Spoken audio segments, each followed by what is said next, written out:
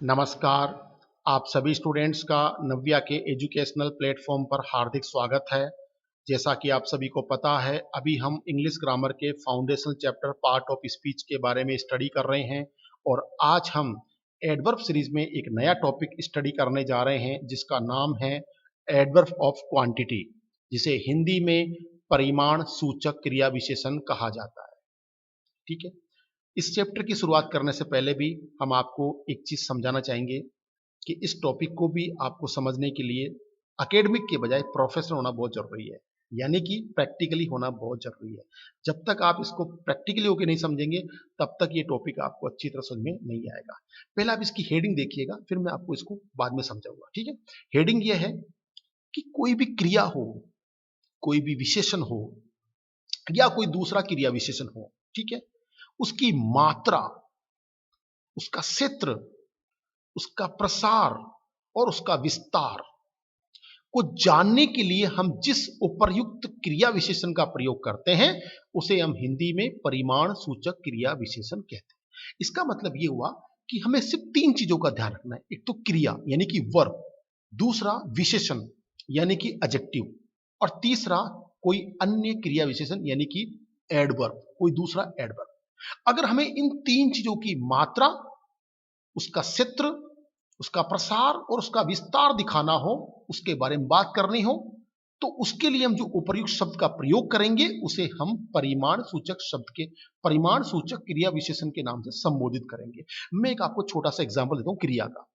आप पहले क्रिया का देखिएगा। क्रिया का मतलब होता है वर्ब। मैं जैसे मान लो मैं कहूं कि मैं दौड़ता हूं, ठीक है, मैं दौड़ता हूं या घूमता हूं।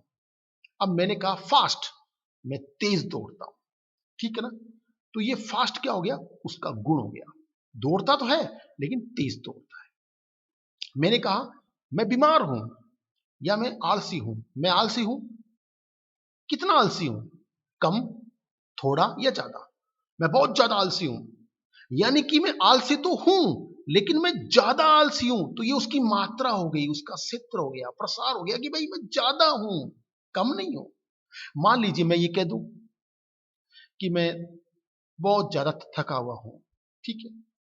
मान लिया आप बिल्कुल थके हुए हैं। कितने थके हुए हैं, बहुत ज्यादा थके हुए हैं। ये थोड़ा सा थका हुआ हूं, वो उसकी मात्रा होगी, क्रिया की मात्रा होगी, क्रिया का स्तर हो गया, उसका क्षेत्र हो गया। ठीक है।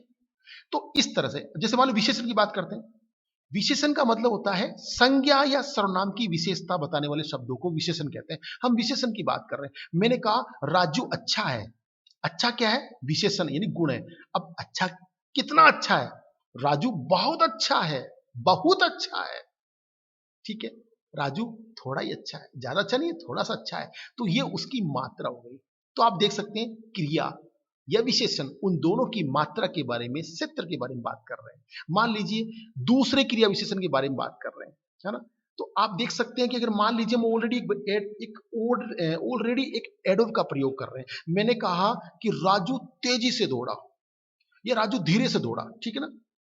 अब राजू मैदान पे दौड़ा तो सही लेकिन धीरे से दौड़ा। राजू रेन स्लोली, राजू दौड़ा स्लोली, धीरे से। लेकिन मान लो मैं इसका ही गुण बताना चाहता हूं कि दौड़ा तो सही, धीरे दौड़ा, लेकिन कितना धीरे दौड़ा भाई, बहुत ज्यादा धीरे दौड़ा, बहुत धीरे दौड़ा।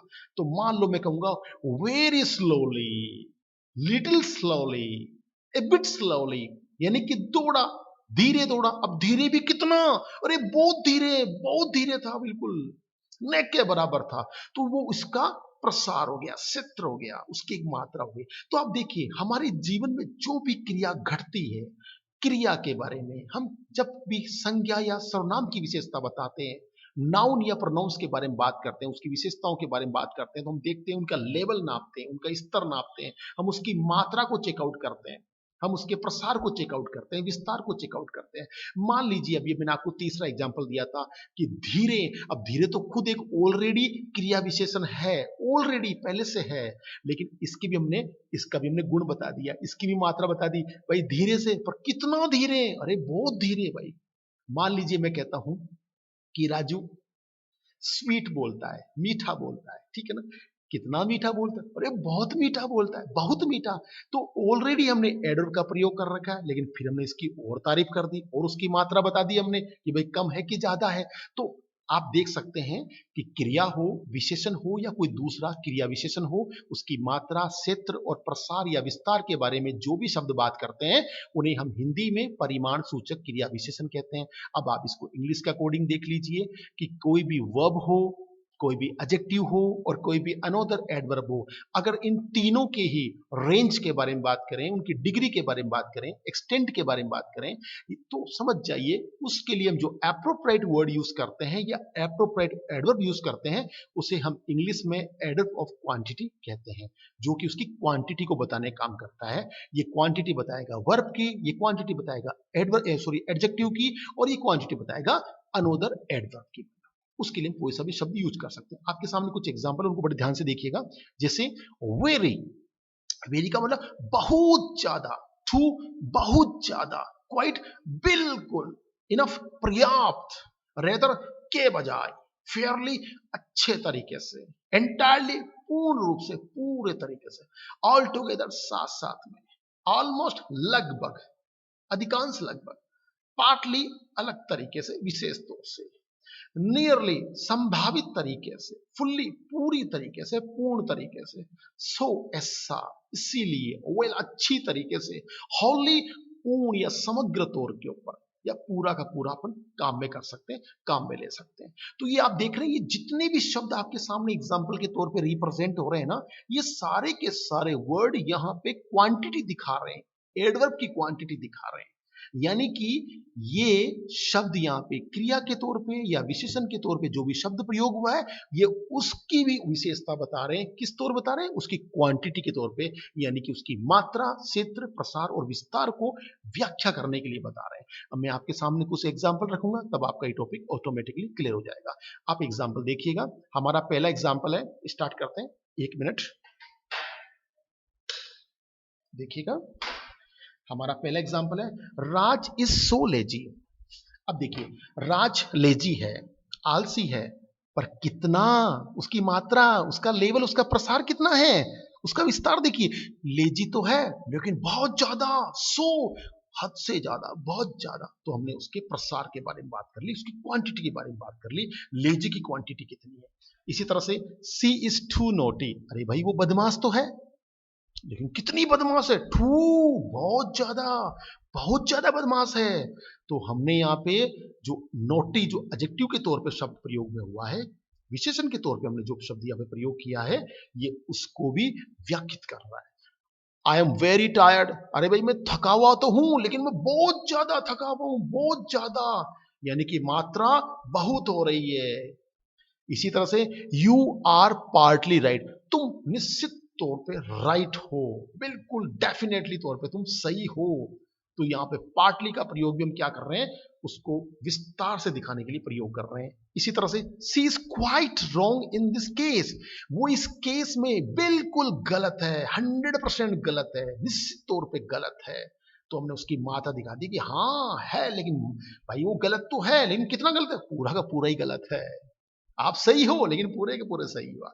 The mango is almost ripe, देखो मैंगो है, आम है, अब आम पके हुए हैं, कितने, अरे भाई लगभग, अधिकांश पूरे ही पके हुए हैं, तो ये मात्रा होगी उसकी।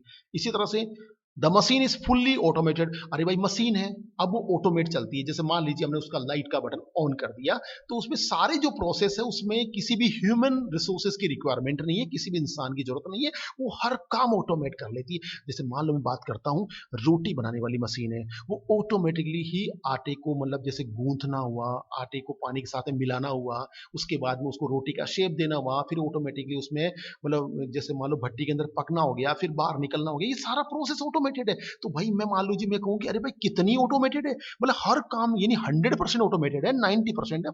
तो मैंने कहा फुल्ली है, फुल्ली का मतलब पूरी की पूरी ऑटोमेटेड है, यानी कि आपको केवल खाने का काम करना है, बाकी सब काम ऑटोमेटेड है। तो हमने उसकी मात्रा दिखा दी यहाँ पे कि पूरी की पूरी, है ना।